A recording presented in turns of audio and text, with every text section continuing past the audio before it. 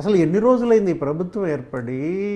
50 రోజులు కాకుండానే నువ్వు అసలు యాగీ చేసేసి దేశంలో ఆ జాతీయ పార్టీల దృష్టికో లేకపోతే ఇతర ప్రాంతీయ పార్టీల నాయకులందరినీ నువ్వు పిలిపించి అక్కడ గబ్బు గబ్బు చేశాడంటేనే అతని యొక్క ఉద్దేశం మనకు అర్థమైంది.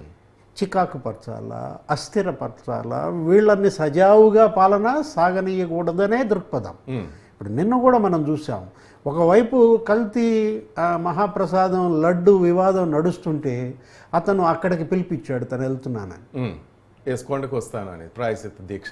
నీ మీద ధ్వజం ఎత్తుతున్నారు, నీ దిష్టి బొమ్మలు దేశం మొత్తం తగలేస్తున్నారు, నువ్వు ఒక హిందూ ద్వేషిగా.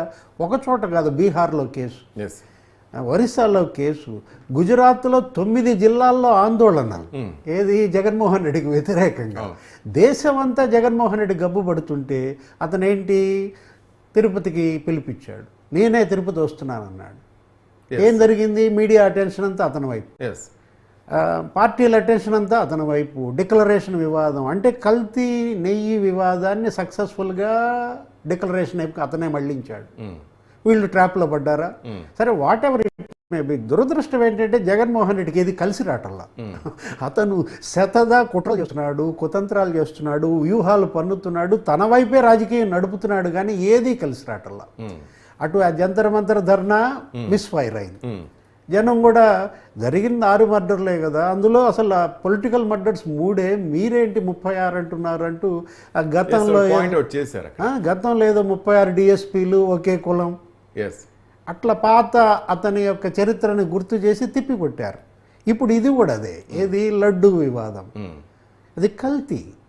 ఇవాళ సుప్రీంకోర్టు కొన్ని కామెంట్స్ చేసింది, అది కామెంట్స్ కూడా అంటానికి వీలు లేదు, పాసింగ్ రిమార్క్స్.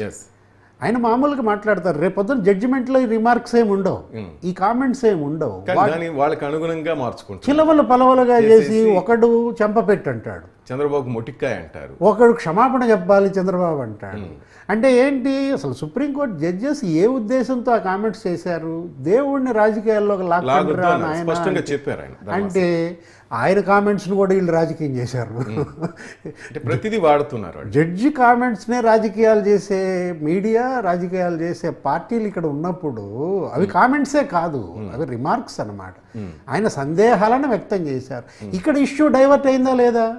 ఇప్పుడు ఇష్యూ మహాప్రసాదం కల్తీ మీద లేకుండా జడ్జి కామెంట్స్ మీదకి నిన్న ఇవాళ మీడియా తిరిగింది.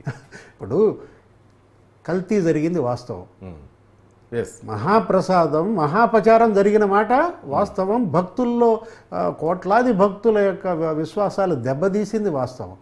ఇప్పుడు మీరు ఇవాళ కోర్టులో కేసులు వేసినా సుప్రీంకోర్టు కూడా చూడాల్సింది దేనిపైన? భక్తుల గురించి ఆలోచించాలా, ఈ పార్టీల గురించి కామెంట్స్ చేస్తారా? ఇవాళ పార్టీలు కాదు, న్యాయస్థానాలు కాదు, ప్రభుత్వాలు కాదు, గత ముఖ్యమంత్రి చర్యలు కాదు, ప్రస్తుత ముఖ్యమంత్రి వ్యాఖ్యలు కాదు, ఇవన్నీ సెకండరీ. ప్రైమరీ ఏంటి? మహాప్రసాదం కల్తీ అనేది ప్రైమరీ. కోట్లాది భక్తుల విశ్వాసం అనేది ఇవాళ ప్రాథమిక అజెండా. దాన్ని అడ్రస్ చేయాల్సిన సుప్రీంకోర్టు మీ క్లయింట్కి మాట్లాడొద్దని చెప్పండి. ఈ మాటల వల్ల ఏమవుతుంది? మెసేజ్ సరిగ్గా ప్రజల్లోకి వెళ్ళటలేదు. ఇది భక్తుల విశ్వాసాలు. ఇవాళ హైందవం పై దాడిగా దీన్ని ఫీల్ అవుతున్నారు.